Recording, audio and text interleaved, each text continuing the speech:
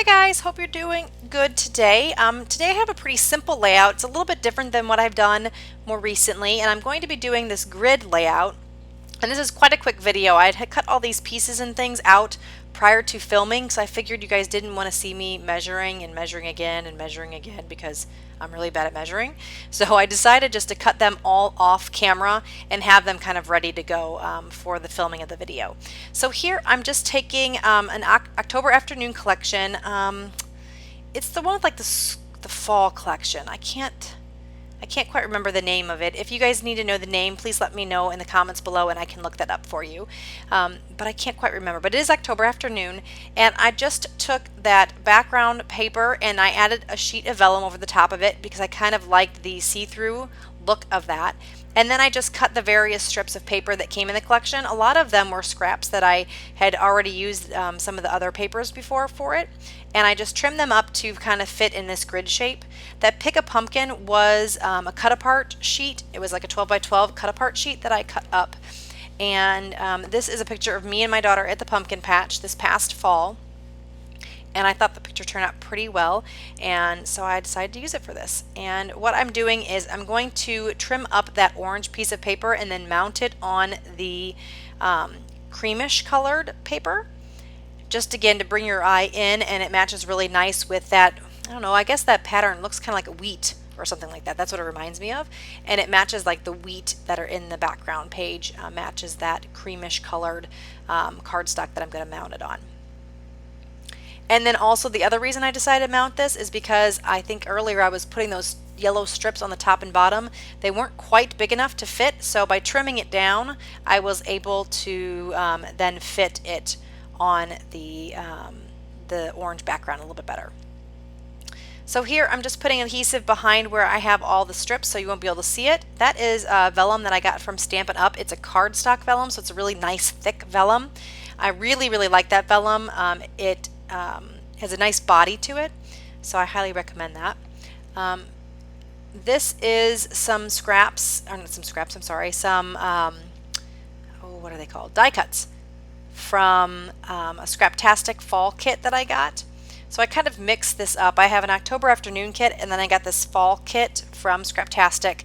I believe it might have been the maybe October, maybe November 2014 kit. I could be wrong on that one, but it is one of the fall ones. I got this actually in a sale that they had, I think over Black Friday, or maybe it was over the Christmas holidays.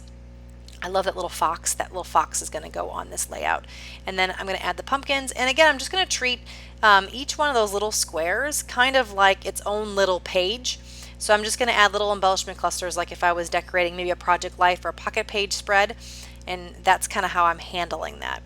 I didn't really like what it said on the circle with the heart, so I'm going to cover that up with a label that came in the die cut pack and the little fox's tail.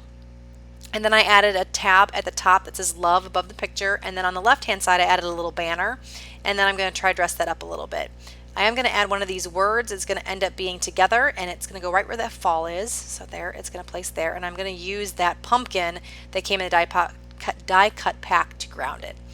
I'm also going to ground that upper left banner with that little heart that looks kind of like a sweater print, and that little heart tab thingy majigger up there. It's going to go up there with the banner. Thingamajigger, that's a good word. So there, I'm going to take that little sprig, and I think I'm actually going to end up putting something on that little fox, kind of like it's a little bow in her hair. I thought it kind of looked like a boy fox, and I thought, well, we can make it a little girl fox. And I think I'm going to end up doing that. There you go. I think that's the one. No, maybe I know I'm going to use that as a sprig somewhere, or maybe it's a flower. I know I'm going to dress up that fox. Sorry about that. I'm not sure if you heard it or not, but my phone was ringing. I had to stop the recording and go grab that real quick. So here I'm just going to continue on adding the different die cuts and embellishments from that fall Scraptastic kit. And here is some October afternoon flair that came with the October afternoon paper collection. And I believe I got that from Crafty Steels sometime in the fall as well. And so I'm going to end up adding that little guy right there. It's kind of like a plaid design on there. And then I'm going to add these stickers. These are also stickers, I think, from October afternoon as well. Yes, I believe that's October Afternoon. And then that tab, I'm going to just trim it in half. I'm going to trim off those little bumps because the tab actually folds in half, but I wanted to make them extend a little further, so I'm just using half the tab.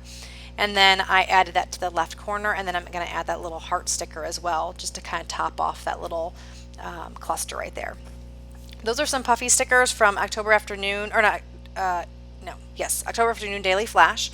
I love puffy stickers. They're also from that fall collection. I think I'm going to add a couple in here on this as well. So I added that arrow with the little heart on it to that strip in the middle that has kind of the red and white kind of fancy chevron pattern. And then here's where I'm going to finally commit to that fox in the bottom right hand cluster. I'm just using my HEG gun. I like to use a liquid adhesive, but again, I've talked about how I'm a commitment phobe, and I know I can move things around better if I use the HEG, so I end up using that, especially even on these little bitty guys. I will use my liquid adhesive, but I don't know, sometimes I get nervous and I don't want to commit too much. So that HEG gun actually sticks really, really well, but it also allows me to move it if I need to. Whereas the liquid glue, once it's dry, it's dry and it's stuck there.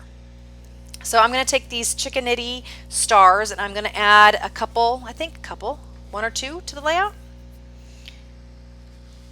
And that was just a little cricket, so I'm fixing that. So I'm going to add a couple of these orange and green ones, and then the white one. And then I have these, I don't remember if they came in the kit or not. I don't remember the brand of these.